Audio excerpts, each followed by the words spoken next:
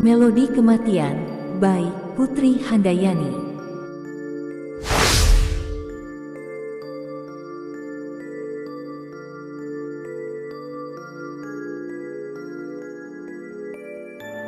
Sore itu, ketika hujan lebat tengah mengguyur sebagian besar kota Kalingga, terlihat sebuah mobil mewah berwarna hitam memasuki areal rumah sakit Bintang. Tampaknya mobil tersebut tengah membawa penumpang yang sedari tadi berkutat dengan rasa khawatir dan panik.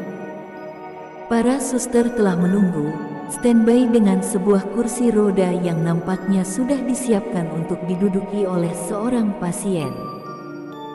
Dan benar saja, mobil tersebut memuntahkan seorang laki-laki dan wanita muda yang tengah mengalami pendarahan pada kandungannya.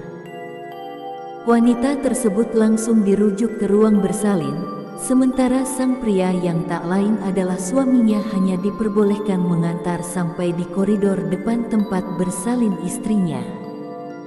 Setelah sekian jam menunggu, akhirnya penantian berbuah hasil.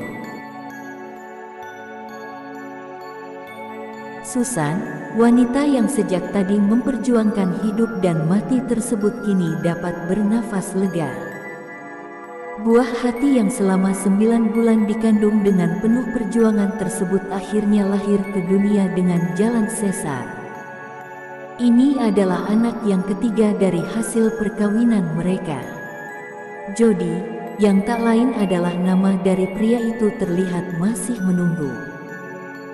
Sudah hampir 3 jam ia menunggu, tapi sama sekali belum mendengar tangisan bayi. Namun dari kejauhan terlihat pria berpostur agak tinggi dengan segera mendekati Jody. "Selamat Pak Jody, anak Bapak telah lahir dengan selamat." "Tapi," kata seorang pria berjas putih yang sebagian wajahnya ditutupi masker berwarna hijau. "Tapi kenapa Dok? Lalu bagaimana keadaan istri saya, apa dia baik-baik saja?" Sambut pria itu heran sembari mengernyitkan alis. "Istri Bapak baik-baik saja, ya, Bapak bisa lihat sendirilah. Terlalu berat untuk saya menyampaikannya kepada Bapak, dan Bapak pun harus tabah menerima kenyataan ini," sambung sang dokter tersenyum tipis di balik balutan masker, sebelum akhirnya berlalu meninggalkan Jody yang tertegun dengan tanda tanya besarnya. Terlihat Susan terdiam di atas ranjang putih dengan pandangan kosong dan mata sayu. "Apa yang terjadi pada bayi kita?" tanya Jody khawatir. Susan tetap diam 1000 bahasa, pandangannya hanya tertuju pada sebuah box bayi yang ternyata di dalamnya terdapat sang buah hati.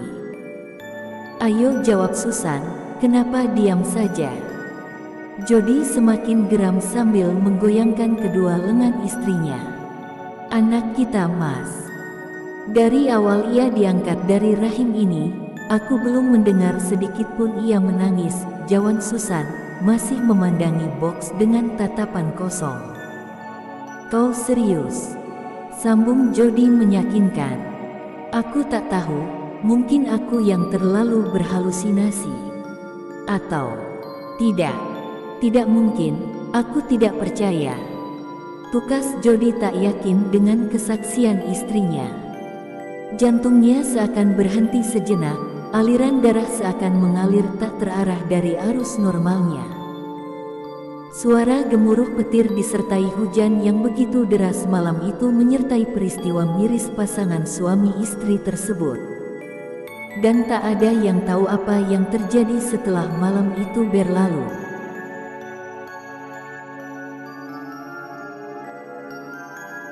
Seorang gadis remaja yang kira-kira umurnya baru menginjak 17 tahun, tengah berlari tunggang langgang di tengah keramaian pasar malam. Sepertinya ia sedang dikejar oleh Pol PP yang malam itu sedang mengadakan penertiban terhadap gelandangan dan pengemis. Orang-orang terpostur kekar itu telah berhasil menangkap sebagian dari gelandangan yang biasa mengadu nasib di seputaran Pasar Sengol. Namun, sebagiannya lagi berhasil kabur menuju tempat persembunyian mereka. Biasanya para gelandangan yang berhasil kabur tersebut sudah mahir dan profesional dalam mengantisipasi bahaya rahasia itu. Tak ayal bila mereka dengan mudah bisa lolos dari sergapan para Satpol PP. Mobil-mobil besar dengan belasan gepeng di dalamnya telah pergi meninggalkan hiruk-pikuknya pasar Sengol. Terlihat gadis remaja berpenampilan lusuh dengan rambut panjang terurai terdiam sembari menatap belasan teman seperjuangannya yang tertangkap. Memakai topi yang ujungnya diputar 180 derajat ke belakang menambah berandalnya raut gadis yang sebenarnya berperangai polos itu. Berbekal sebuah gitar kecil, langkah gadis yang biasa dipanggil Lara ini kian mantap menyisir setapak demi setapak sebuah jalan raya yang terbilang lengang itu.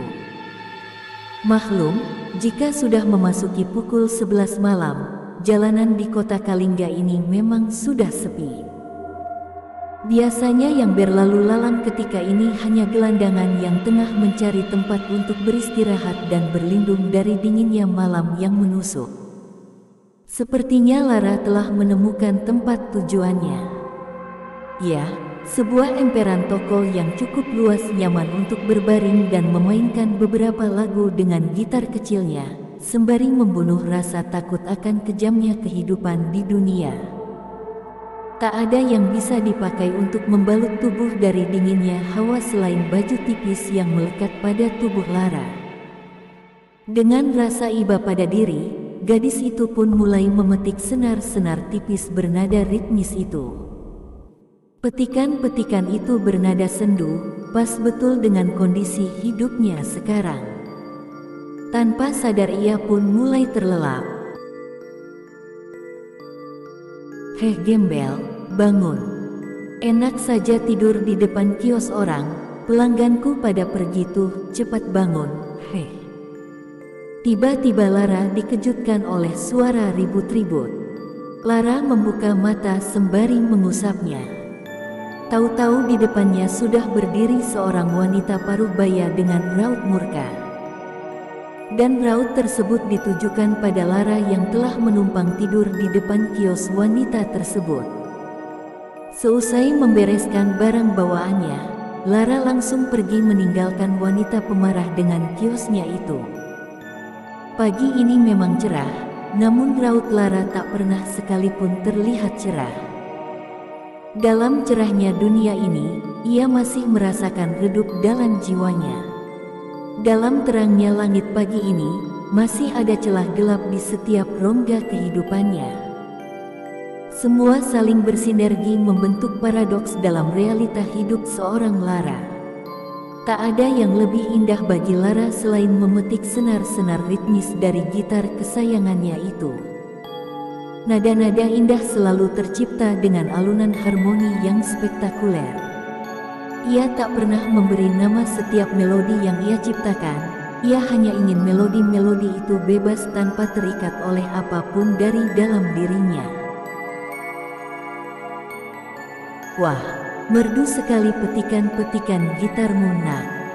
Tiba-tiba dari arah belakang terdengar suara seorang pria yang tak pernah ia kenal sebelumnya.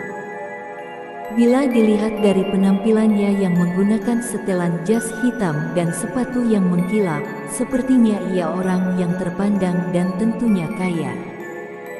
Lara melongo menatap pria tersebut, tanpa sepatah kata pun untuk membalas pujian sang pria.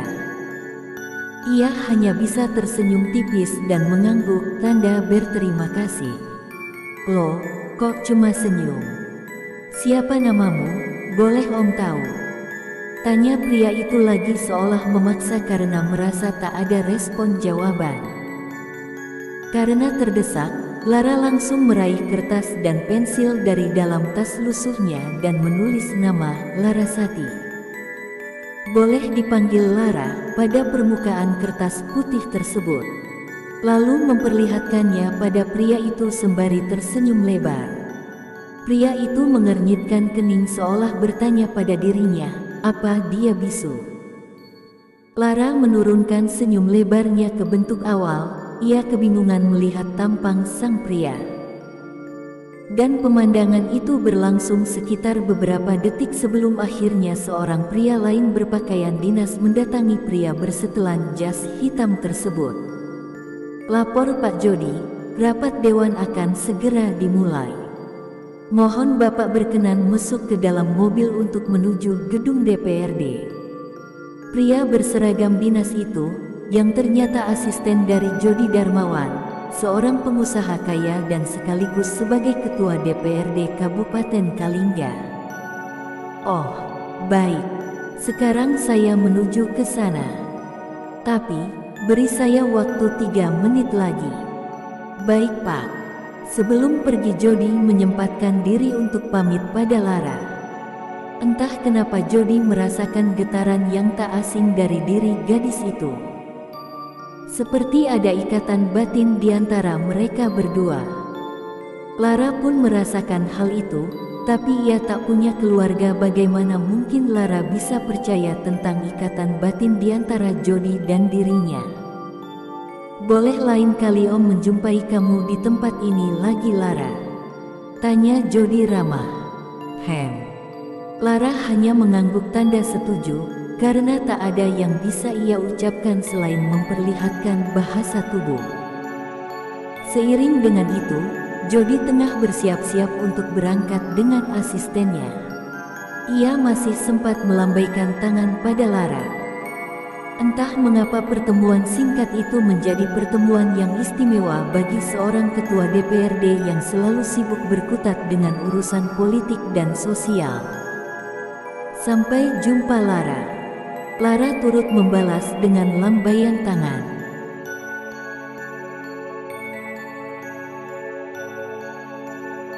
Berawal dari sebuah petikan gitar, Jody dan Lara menjadi sering bertemu semenjak kejadian itu. Mereka terlihat akrab layaknya ayah dan anak. Lara juga dibelikan baju baru, sepatu baru, tas baru, dan gitar baru yang membuat Lara makin berbunga-bunga. Selepas bekerja, Jody selalu menyempatkan diri untuk bertemu Lara. Taman Kota Kalingga adalah saksi bisu bertemunya dua insan yang saling berparadoks dalam kehidupan mereka masing-masing. Benar-benar mukjizat Tuhan yang Maha Sempurna. Mereka sering jalan-jalan bersama, bercerita bersama dan menyanyi bersama dengan iringan gitar Lara. Hingga tak disadari karisma seorang pemimpin sudah tak nampak lagi pada perangai Jody, yang ada hanya karisma seorang ayah. "Aku sudah membuang bayi itu." Apa kau sudah gila Susan? Itu darah daging kita, tega nian kau seorang ibu berbuat seperti itu. "Di mana kau buang anakku?" Jawab. Jody tak percaya istrinya akan berbuat sekeji itu. Namun terlambat, bayi itu telah dibuang ketika Jody tengah bertugas di luar Pulau Bali, di TPA. Dan mungkin sekarang dia sudah mati dimakan anjing. Sudahlah, anggap saja aku tidak melahirkan lagi setelah Victor dan Ria, anak pertama dan kedua Susan. Kau itu benar-benar, Aat. Hampir saja tangan Jody melayang ke pipi kanan Susan, namun tertahan dan dihempaskan ke arah lain.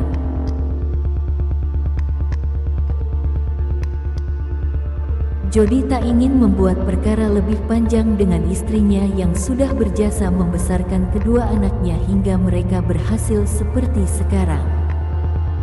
Namun, di sisi lain Jody tidak mungkin melaporkan istrinya ke polisi atas tindakan kriminal pembuangan bayi.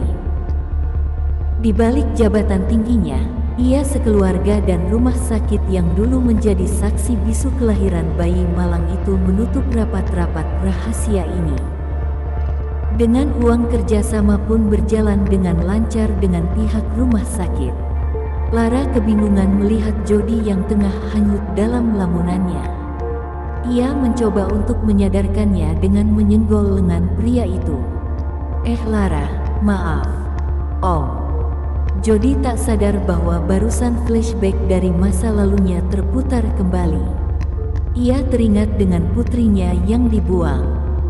Kembali ia menatap Lara yang sedari tadi memperhatikannya. Apa mungkin kau putriku yang hilang itu? Katakan padaku Lara sayang, ucap Jody dalam hati.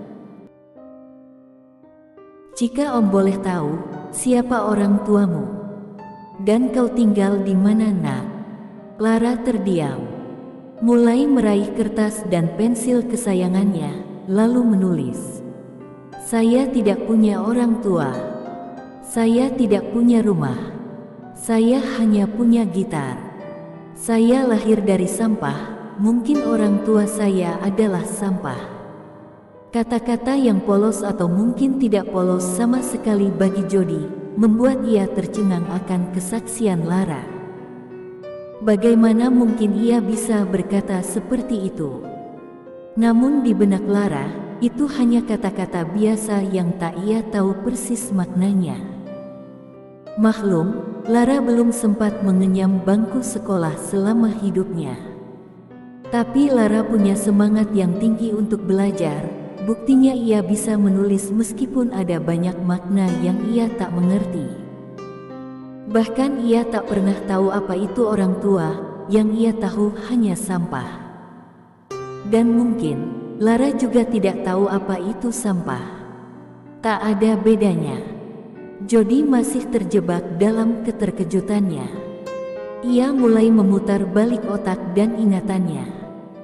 Mulai membuka kembali lembaran-lembaran album suram yang telah terkubur rapi oleh kebusukan. Tak lama kemudian ia tersadar. Sadar akan gadis yang ada di depannya itu adalah benar anak kandungnya yang telah lama hilang 17 tahun yang lalu.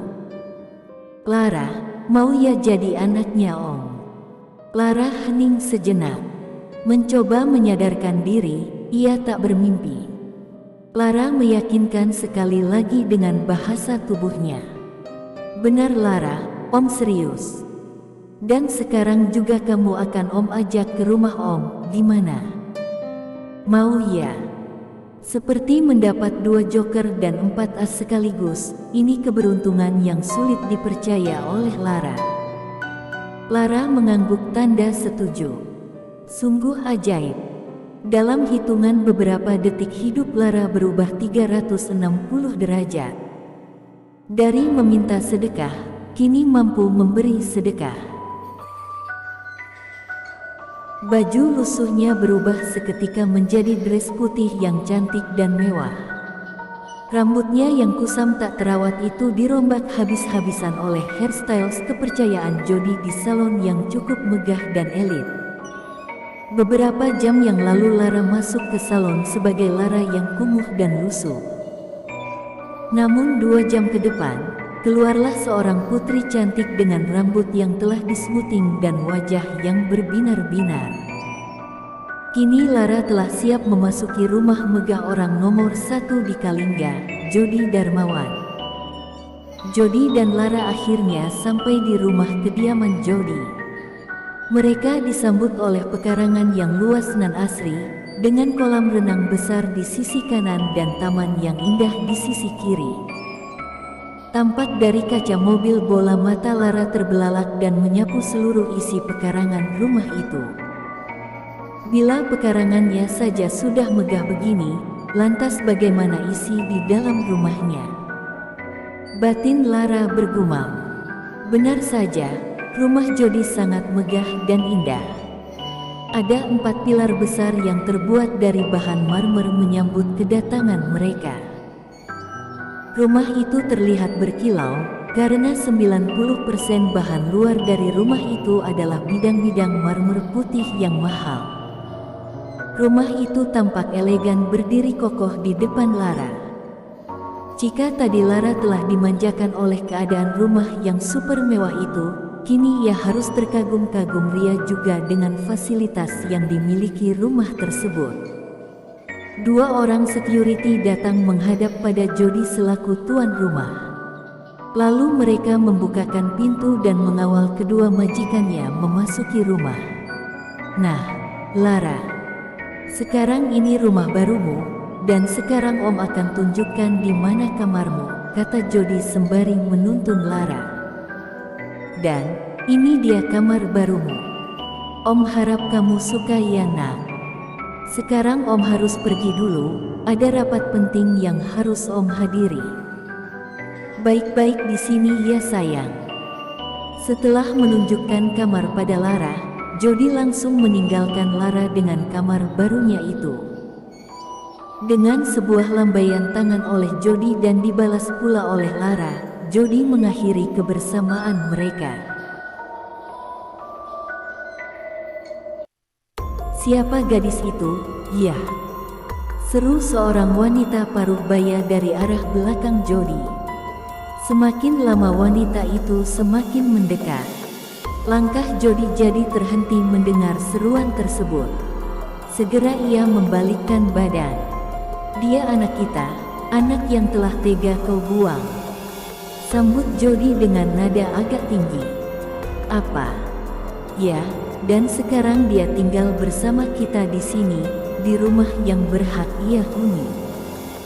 Tapi, dia sudah mati 17 tahun yang lalu. Belum, buktinya 17 tahun setelah itu aku menemukannya. Jody berlalu meninggalkan Susan dan tidak melanjutkan pembicaraan serius itu panjang lebar. Sementara Susan masih terdiam, antara shock dan tak percaya dengan apa yang ia dengar dari mulut Jody, suaminya. Dalam waktu yang bersamaan pula, Lara sedari tadi sudah berdiri di depan pintu kamarnya. Artinya ia letah merekam semua percakapan antara Jody dan Susan dalam memorinya yang benar-benar kosong. Butiran bening mulai menitik dan membasahi pipi mulusnya. Dadanya terasa sesak dan jantungnya terasa dihujam belati yang sangat tajam. Lara lemas.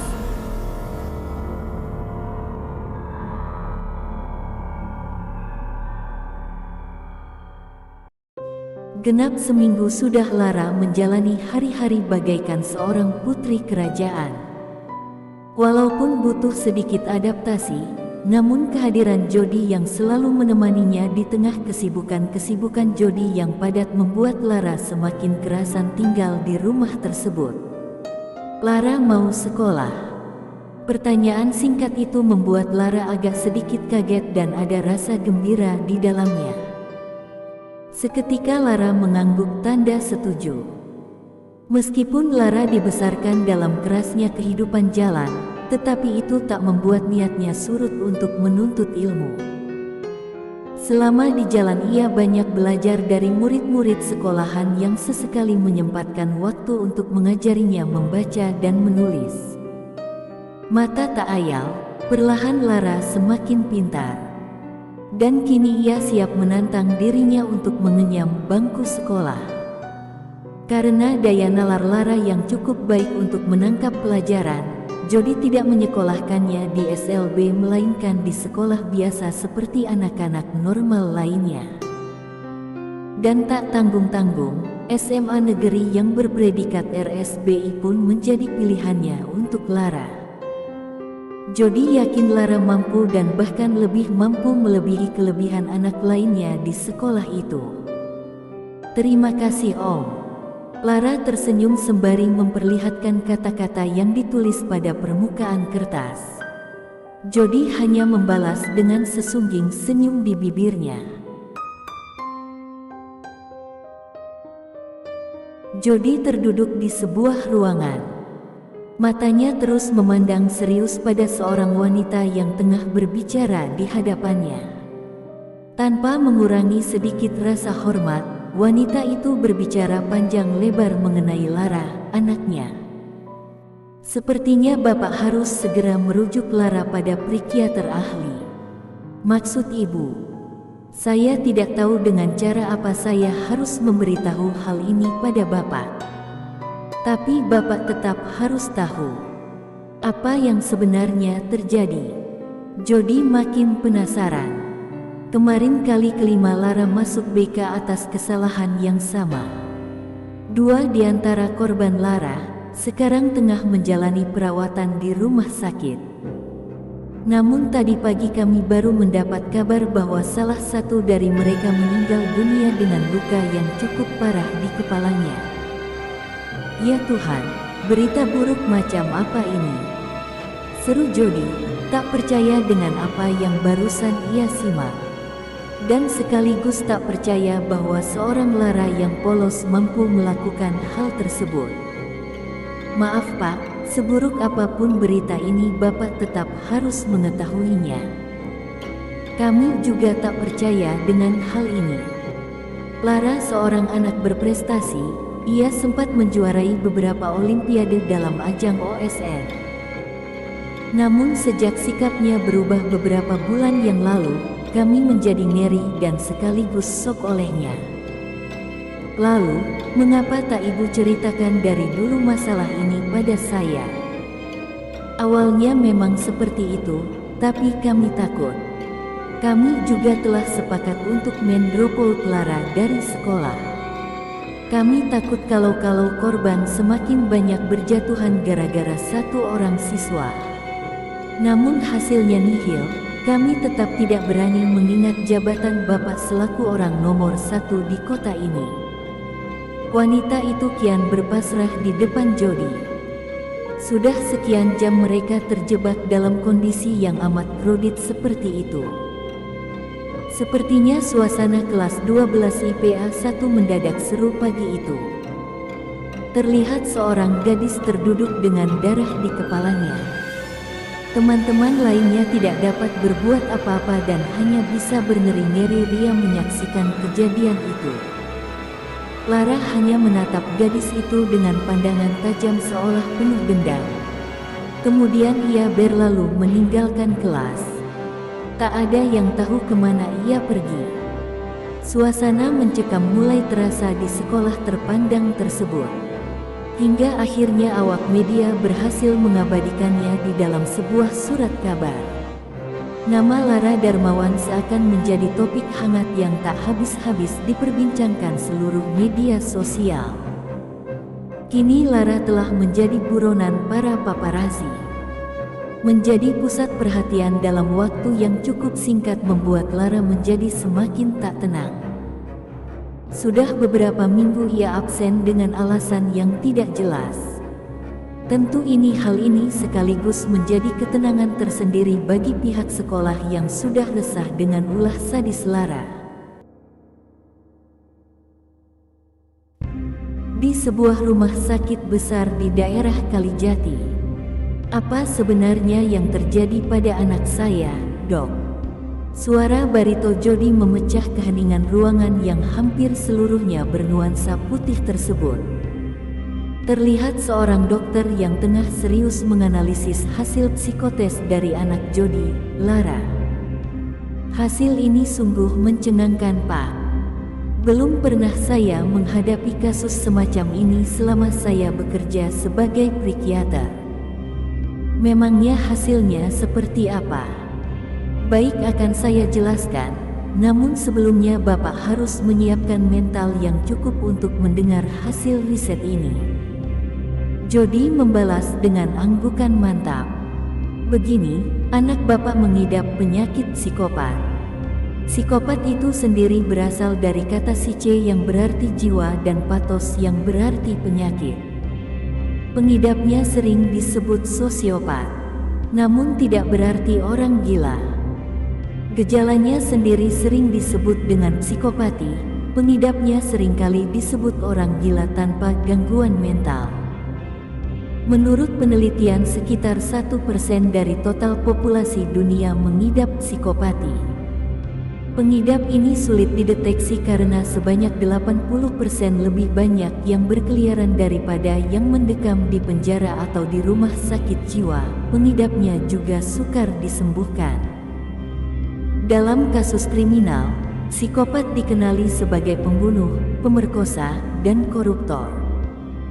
Namun, ini hanyalah 15-20% dari total psikopat. Selebihnya adalah pribadi yang berpenampilan sempurna, pandai bertutur kata, mempesona, mempunyai daya tarik luar biasa dan menyenangkan. Psikopat biasanya memiliki IQ yang tinggi. Psikiater itu memaparkan dengan jelas penyakit yang diidap oleh Lara. Bak disambar petir di siang bolong. Jody sok bukan kepalang. Berkali-kali ia menghela nafas panjang, namun tak juga kunjung menenangkan kegundahannya. Kali ini ia benar-benar sangsi untuk mengajak Lara tinggal di rumah itu. Lara benar-benar orang sakit. Sudah saya katakan dari awal, ini butuh mental yang tinggi. Seseorang biasanya sulit mencerna kenyataan yang amat pahit. Yang sabar ya Pak Jody. Lalu apa yang harus saya lakukan sekarang terhadap Lara, Dok? Mengingat ini sangat berbahaya bagi keselamatan Bapak sekeluarga, saya sarankan Bapak membawanya ke tempat rehabilitasi mental. Bukan rumah sakit jiwa ya Pak, tapi rehabilitasi mental. Oh ya, di mana anak Bapak sekarang? Saya harap ia tidak berada dekat dengan orang-orang yang dibencinya. Di rumah, Dok. Suasana hening sejenak. Dan tiba-tiba, astaga, di rumah saya bilang, Dok. Maaf, saya harus segera pulang, kata Jody. Sebelum akhirnya ia melesat secepat kilat menuju rumah. Sementara sang dokter tampak bingung melihat reaksi Jody. Jody memasuki pekarangan rumahnya dengan tergesa-gesa, seperti sedang dikejar oleh monster yang menyeramkan. Biasanya ada security yang menyambutnya, namun rumah tampak dalam keadaan sepi. Ia masih ingat ketika ia pergi dari rumah dengan meninggalkan Susan, Victor, Ria dan Lara di rumah. Sebenarnya ia tahu bahwa hubungan istri dan anak-anaknya tidak terlalu baik dengan Lara, tapi sebelum ia mendapat berita mencengangkan ini semua tampak baik-baik saja, pikirnya. Sementara Susan telah berkomitmen bahwa ia tak akan menerima Lara sebagai anak yang pernah ia lahirkan. Bagi Susan itu adalah aib bagi orang terpandang seperti dirinya. Brak. Jody telah memasuki pintu utama rumahnya yang tak terkunci itu. Namun Jody agak bersemangat membukanya hingga terdengar suara bantingan pintu yang cukup keras. Semua ruangan di lantai 1 telah diperiksa, tak juga ia temui istri dan anak-anaknya. Jody menaiki tangga dengan langkah yang semakin dipercepat. Dan sampailah ia di lantai 2 rumahnya. Di sana ada sebuah kamar mandi besar, 3 kamar, dan sebuah ruang kerja miliknya. Pertama Jody memeriksa kamar mandi. Dan AAGGH.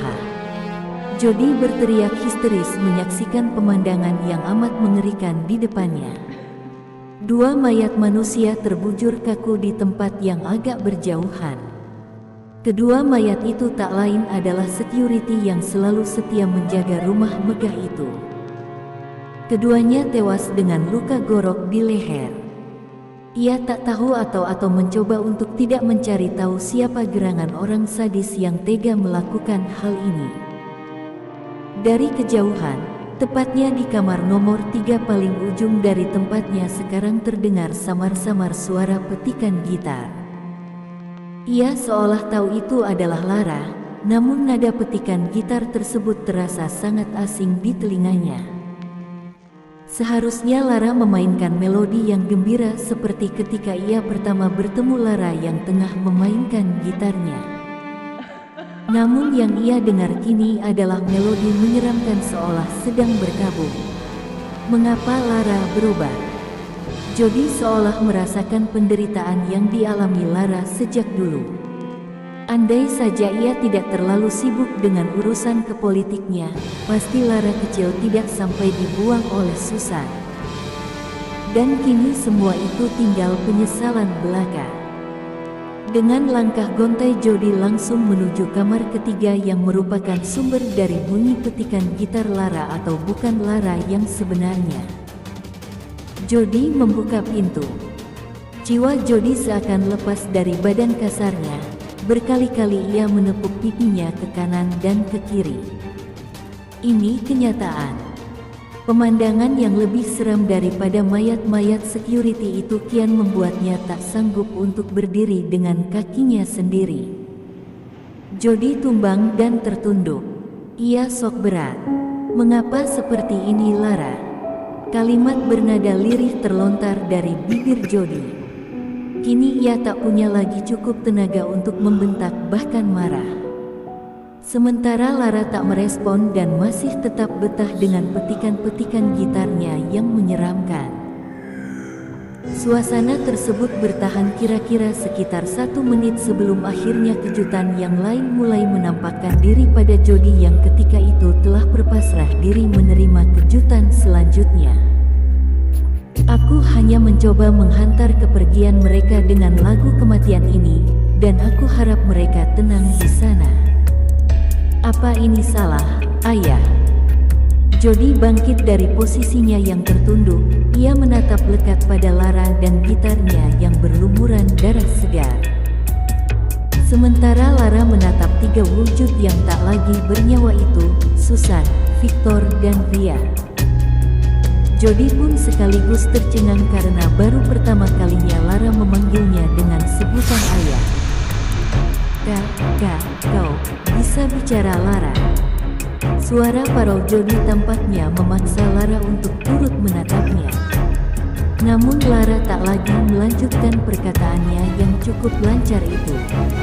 "Apa motif dibalik semua ini?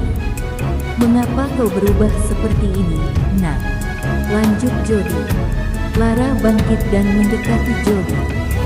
Ia tersenyum sembari menjawab, "Tidak ada.